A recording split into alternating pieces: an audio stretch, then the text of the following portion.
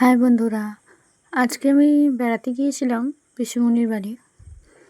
তো এটাই তোমাদের সাথে আর কি শেয়ার করছি, আমাদের যে গ্রাম্য পরিবেশটা ঠিক কতটা সুন্দর লাগে। ওয়েদারটা দেখো, এই যে আমাদের মাঠ, এখানে কচুর চাষ হচ্ছে, এই যে রাস্তা দুধারে জমি, দেখতেই সুন্দর লাগছে। তো তাই ভাবলাম এই সুন্দর দৃশ্যটা তোমাদের সাথেও শেয়ার করি। এখন ধান কাটা হয়ে গিয়েছে, চারিদিকে ঘাস, আবার কেউ নতুন করে বর্ষার জন্য ধান লাগাবে, সেই কারণে ধানের পেছন ফেলেছে। এই যে দেখছো কত সুন্দর দুধারের মাঠ। আর একটা ভালো জিনিস তোমাদের দেখাবো, ভিডিওটা দেখতে থাকো। এই যে এটা হলো বরগাছিয়া গ্রাম, এই গ্রামটির নাম। আর খানিক দূর গেলে পরেই বাতাসপুর, মানে আমরা যেইখানে যাব সেই জায়গাটার নাম হলো বাতাসপুর। এখানে রাস্তাগুলোকে একটু ইগনোর করো, খুব ভালো নয়।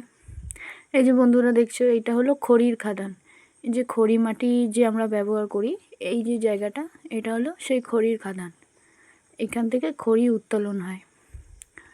আর খানিক দূর গেলে পরেই তোমাদের আরেকটা ইন্টারেস্টিং জিনিস দেখাবো, কতজন দেখেছো বা এই যে গাছগুলো দেখছো, এগুলো হলো তসরের চাষ হয় এই গাছগুলোতে। তসর মানে যে তসরের কাপড় আমরা পরি, সেই তসরের চাষ হয় সেই গাছগুলোতে। এটাও একটা খাদান। এই যে দেখছো এই লাল পাথর, পাথরের গুঁড়ো, এইগুলোর খাদান।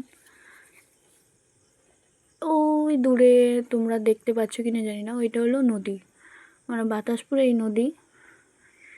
মানে গ্রামে ঢুকেই গিয়েছি, গ্রামে ঢুকতেই এই নদীটা পড়ে। তারপর আমার পিসিমণিদের বাড়ি, মানে আমাদের যেখানে আমরা যাচ্ছি আর কি, ডেস্টিনেশন বাতাসপুর, সেই জায়গা।